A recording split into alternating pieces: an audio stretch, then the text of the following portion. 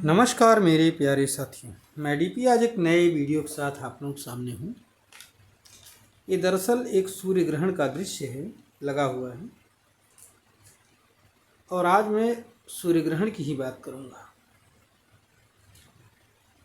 दोस्तों, एक रिसर्च प्रकाशित हुआ है journal of astronomical history and heritage में।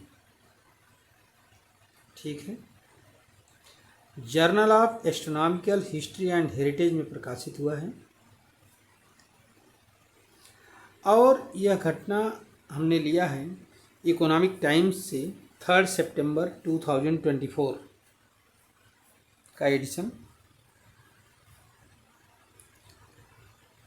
इसमें इस जर्नल के हवाले से बताया गया है कि 2 साइंटिस्ट, जिसमें से एक भारतीय हैं और दूसरे जो हैं वो जापानी साइंटिस्ट। एक का नाम है TIFR, Tata institute of fundamental research India के मयंक वाहिया, और दूसरे हैं मित्सुरु सोमा। ये जापान नेशनल एस्ट्रोनॉमिकल ऑब्जर्वेटरी के हैं साइंटिस्ट। तो इन दोनों साइंटिस्टों का ये लेख journal of astronomical history and heritage में प्रकाशित हुआ है। और इसमें यह बताया गया है कि दुनिया का सबसे पुराना सूर्य ग्रहण 22 अक्टूबर 4202 BC में हुई होगी, या 19 अक्टूबर 3811 BC के बीच में, इसी के आसपास हुई होगी। 22 अक्टूबर 4202 BC टू 19 अक्टूबर 3811 BC के बीच में हुई होगी। क्या हुआ होगा? दुनिया का सबसे पुराना सूर्य ग्रहण।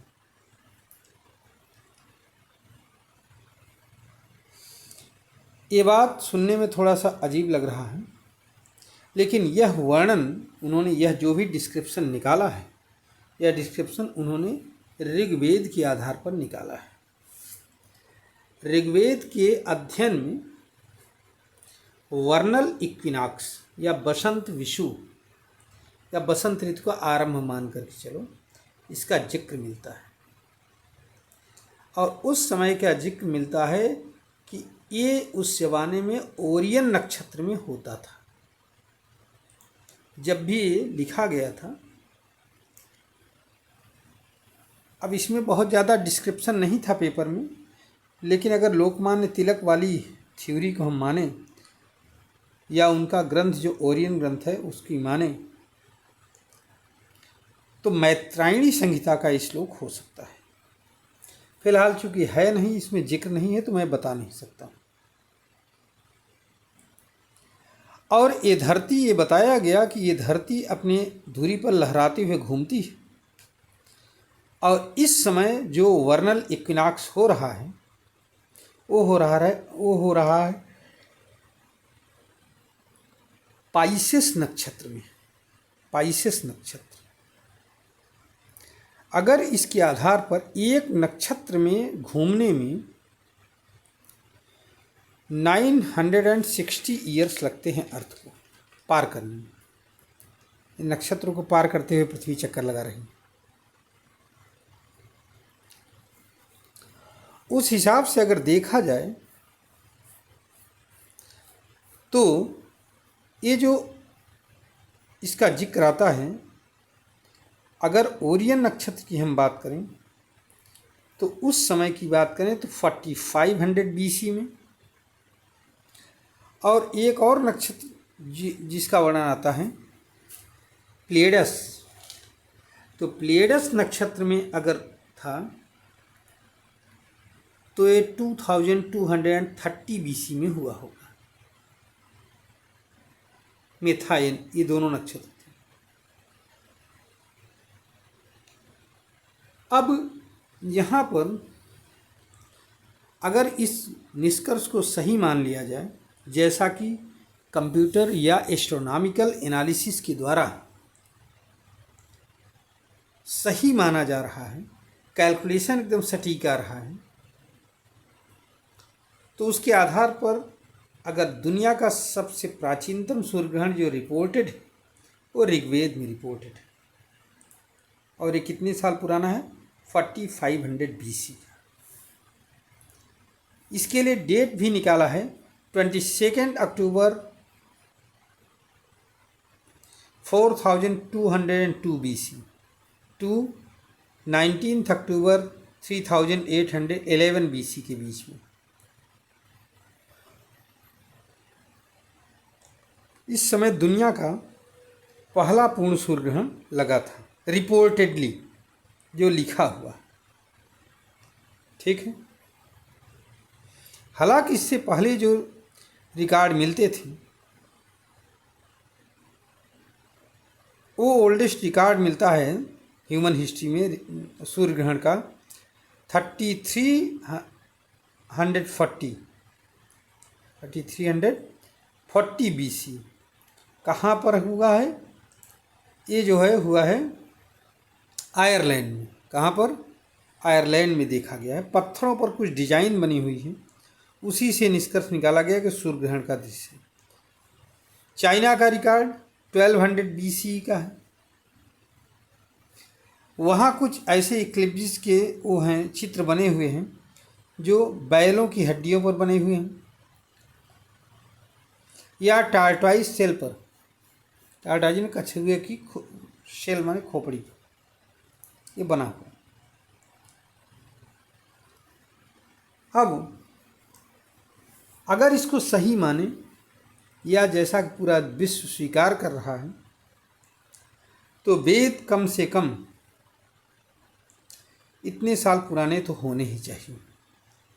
कितने? 4500 BC। यहाँ पर ध्यान ये रखना है कि वेदों की पहली बार जो उम्र बताई गई थी वो मैक्स मूलर ने बताया था 1500 BC। पहली बार अंग्रेजों ने ही जब इस पुस्तक का अध्ययन किया या पाश्चात्य विद्वानों ने, तो आश्चर्यचकित रह गए कि इतना गूढ़ दर्शन कहाँ हो सकता है। अब उसमें सबसे बड़ा विद्वान था मैक्स मूलर, जिसने वेदों को 1500 BC का बताया था। लेकिन 1859 में फ्रांस में एक सभा बुलाई गई जहाँ मैक्स मूलर को क्षमा याचना करना पड़ा, माफ़ी मांगनी पड़ी। ठीक।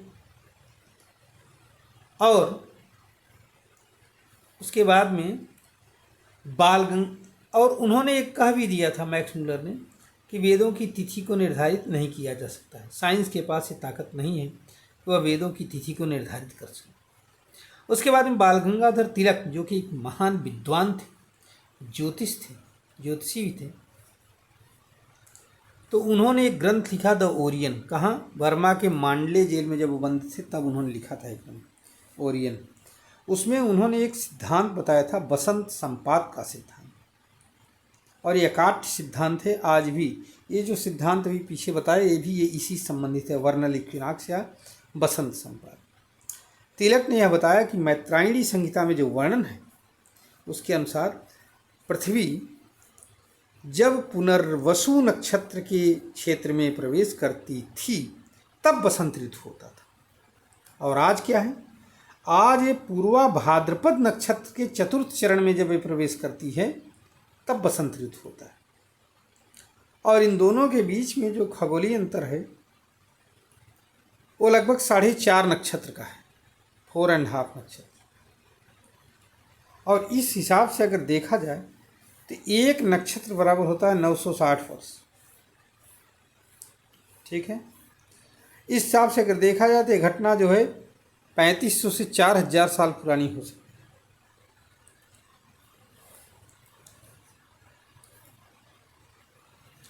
अब अगर 3500 से 4000 साल पुरानी BC की हो सकती है, मैत्रायणी संहिता अर्थात 6000 ईयर ओल्ड हो सकता है मैत्रायणी संहिता। ठीक है। तो बाकी वेदों की क्या हालत होगी ये तो समझने का विषय है। अर्थात उससे भी हजारों साल पहले ये सब लिखे गए होंगे। फिलहाल इस पर अभी तो शोध भी जारी है और अब तो ये 2 वैज्ञानिकों के जर्नल में प्रकाशित भी हो गए हैं, ठीक है, रिपोर्टें। तो यहाँ पर ये जो भी वर्णन है, एस्ट्रोलॉजिकल जो रिपोर्ट निकाली गई है, उम्मीद करता हूँ कि दुनिया इसको स्वीकार करेगी। और यही नहीं, ये भी स्वीकार किया जाएगा कि ऋग्वेद एक वैज्ञानिक ग्रंथ भी है। मैं अपनी बात को यहीं पर समाप्त करना चाहूँगा।